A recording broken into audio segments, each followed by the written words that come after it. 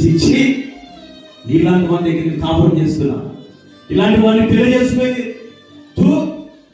నీ బ్రతుకు చెడా, నీ దగ్గర ఉండనా, నువ్వు సేవిస్తున్న దేవుడిని దూషించి నువ్వు చనిపో అని చెప్పేసి తిట్టింది.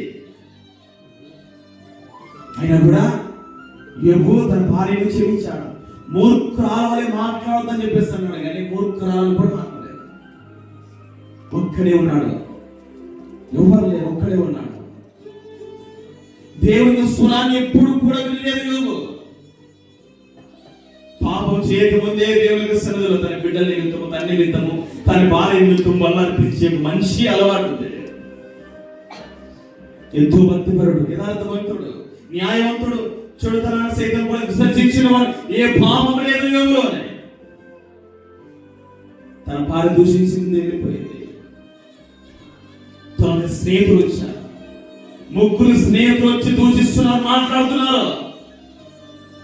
అనేక క్వశ్చన్లు వేస్తున్నారు. ఇది దేవుడికి ఏం చేశాడా, యోబునికి ఏం చేశాడా, అంత ప్రేమిస్తున్నాం దేవుడిని, ఏం చేశాడు దేవుడు? ఈ దేశంలో నీకంటే ధనవంతులు లేడు కదా, నీ ఆస్తి పోయింది, నీ బిడ్డలు పోయారు, నీ ఇల్లు తగలబడిపోయింది, నీ బిడ్డలు తగలబడి చనిపోయారు, నీ భార్యకు దూషించి వెళ్ళిపోయింది. యోబు ఇంకా దేవుడు వదలవా, నీకు ఎందుకు అంత భిక్ష అంటే అని చెప్పేసి అన్నాడు ఆయన. యోబు అంటాడయ్యా, నా విమోచకుడు సజీవుడు అంటేమా, నా యొక్క విమోచకుడు సజీవుడు. నీ శోధించబడుతున్నానేమో, శోధించబడిన తర్వాత ఒక సువర్ణము ఏ విధంగా మెరుస్తుందో ఆ విధంగా దేవుడు మెరిపించే విధంగా చేయగలడు ఆయన.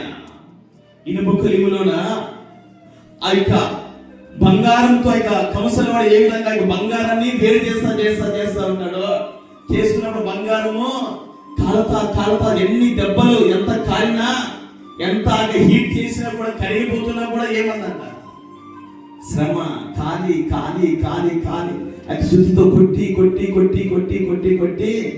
దెబ్బలు తింటా ఉంటారు. ఒక ఆరోగ్య సమయం వస్తుంది, ఆ బంగారము ఒక ఆభరణంగా, ఒక నెక్లెస్ గా, ఒక ఆభరణంగా తయారైపోయి మంచి సోరంలోకి వెళ్ళి ఆ అద్దంలో పెట్టినప్పుడు అనేక మంది చూసి అదే ఎంత బాగుంది, ఇలాగా ఎంత బాగుంది నెక్లెస్ అని చెప్పేసి అంటారు. అది అద్దంలో చేరడానికి, అది సువర్ణంగా మెరవడానికి అది కావబడింది. కంసలవాడు ఏం చేశాడు, కాల్చాడు, శుద్ధితో కొట్టాడు, తట్టుకుంది దెబ్బల్ని. దానికంటే సమయం వచ్చింది, అనేక మంది చూసి ఎంత చక్కగా ఉంది నెక్లెస్ అంటున్నారంట. దేవుడు పెట్టారా, మన జీవితాల్లో కూడా శ్రమలు వస్తాయి, ఇరుకులు వస్తాయి, ఇబ్బందులు వస్తాయి, శోధనలు వస్తాయి, అన్ని వస్తాయి.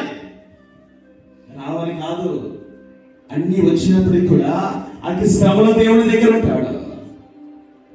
యోబు శ్రమల్లోన యోబు చూసిన దేవుడు, నా కుమారుడు యోబు ఎంత విశ్వాసమో అని అంటే, అరే తన భార్య దూషించింది, నన్ను వదిలిపెట్టట్లేదు, తన ఆస్తి పాస్తులు పోయినా నన్ను వదిలిపెట్టట్లేదు, తన పిల్లలు చెడిపోయినా కూడా వదిలిపెట్టట్లేదు, నన్ను ఒక్క మాట కూడా అనట్లేదు యోబు.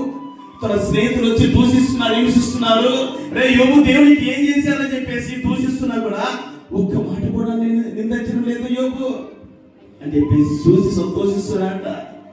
ఎన్ని శ్రమలన్నా కూడా యోబు పడ్డానికి ఇష్టపడ్డాడంట యోబు. అంత ప్రేమించారంట దేవుని. యోబు దేవుని బిడ్డలారా, నువ్వు దేవుని ప్రేమించు, నీ యొక్క రక్త సంబంధికులు ప్రేమించవచ్చు, నీ బిడ్డలు ప్రేమించవచ్చు.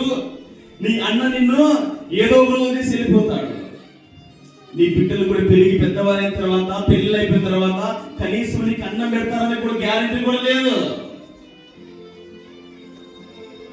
కానీ నువ్వు వీరుకులు, ఇబ్బందులు, కష్టంలో ఉన్నప్పుడు ఎవరి దగ్గర ఉంటారంటే సజీవుడైన విమోచకుడైన యేసుక్రీస్తు ప్రభువు దగ్గరగా చెప్పగలుగుతాం.